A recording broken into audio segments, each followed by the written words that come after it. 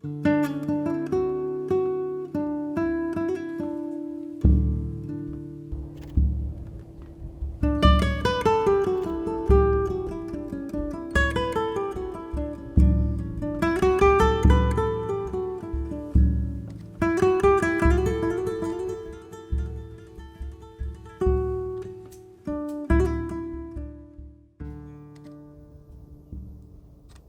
morning folks, back at it again.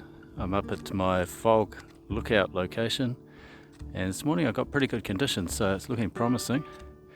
I can see the mountains in the distance above the fog. So I started off here at the full focal length. I'm actually shooting a stop underexposed just because I'm shooting quite high ISOs to start with. I was up at 1250, I've just chopped back to 800.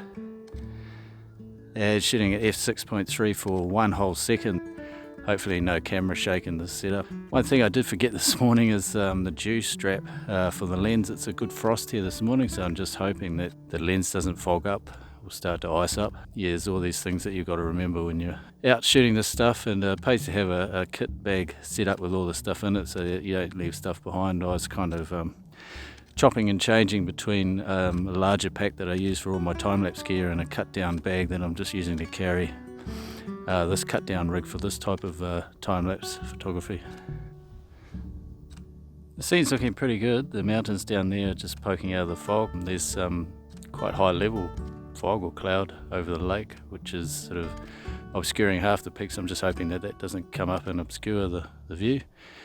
But we'll just see what happens, see what unfolds here. Just never know what you're going to get with fog, so you've just got to take your chances. Well, the light's really changing quickly there. I'm already down to ISO 320. I started off at 1250. So it's probably about 4 or 5 stops of light already in about, I don't know, probably less than 5 minutes. What is pretty hard to do with this sort of photography, starting off in the dark like this, or in pretty dim light conditions, and with a telephoto lens, it's just focusing the lens. It's a pretty fine line between being tack sharp focus and not. With a telephoto lens, especially at around 200 mils or further. So there's a fine line in getting that right. I'm relying on the electronic autofocus actually to get that right when it's really dim light. You can try and focus manually, but it's pretty tough. You have to crank up your ISO to actually see the scene that you're trying to focus on, and you can punch right in.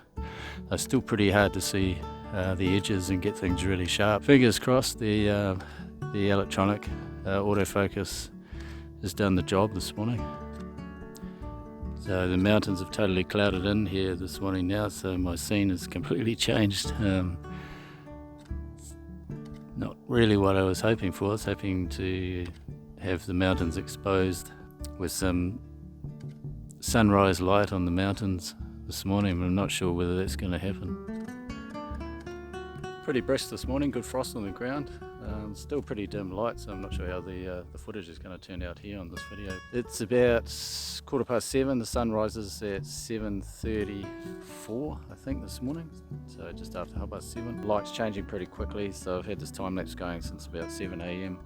The fog down here is, I'm not sure really if it's kind of cooperating how I wanted it to. It's almost just right, but the cloud in the distance around the mountains just lifted up, so it's actually obscuring the mountains now, which is a bit of a shame, but hopefully those mountains come back into view just as that sunrise light comes up in the next 15 minutes.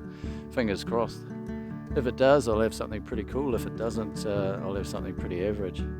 Also, as I was talking about before, I just really hope that I've got the focusing right on this lens. It's just a bit of a gamble.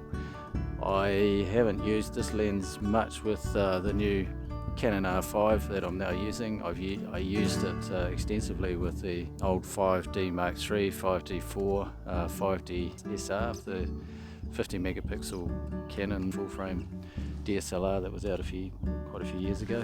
So when I owned those cameras, I used this lens extensively with them, and got to know how you could achieve sharp focus in the dark or in the really dim light with those cameras. Yes, it's a bit of a gamble with a new camera. I'm running off the lens adapter, so I guess it's just all dependent when you're using the electronic autofocus in dim light. It's all dependent on how well those components go together, new and old.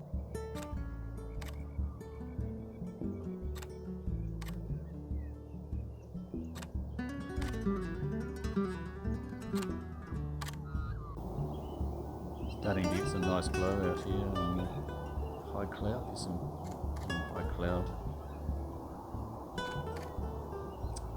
up in the sky, so it's capturing that the pink glow.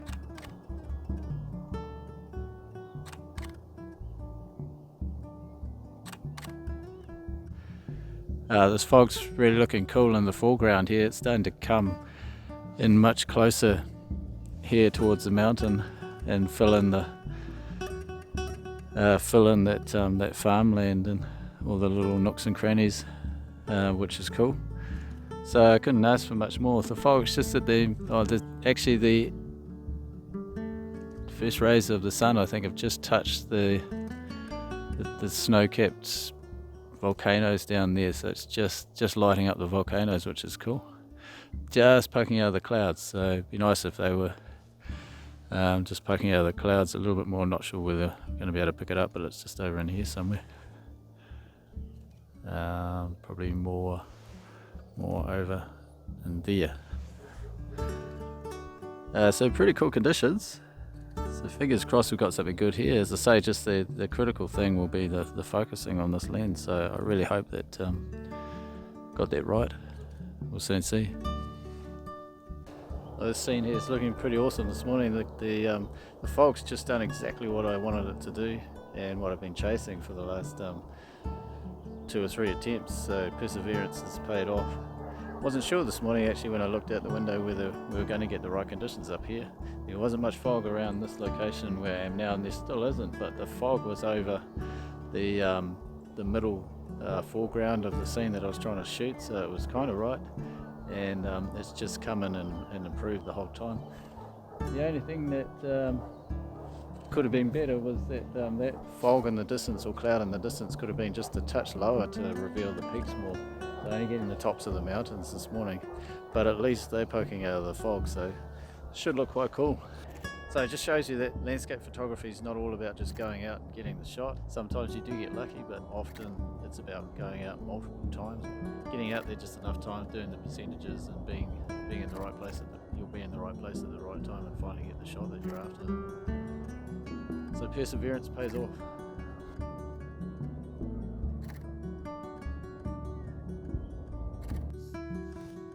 Thanks for watching. Hope you enjoyed the content, and I will catch up with you in the next video.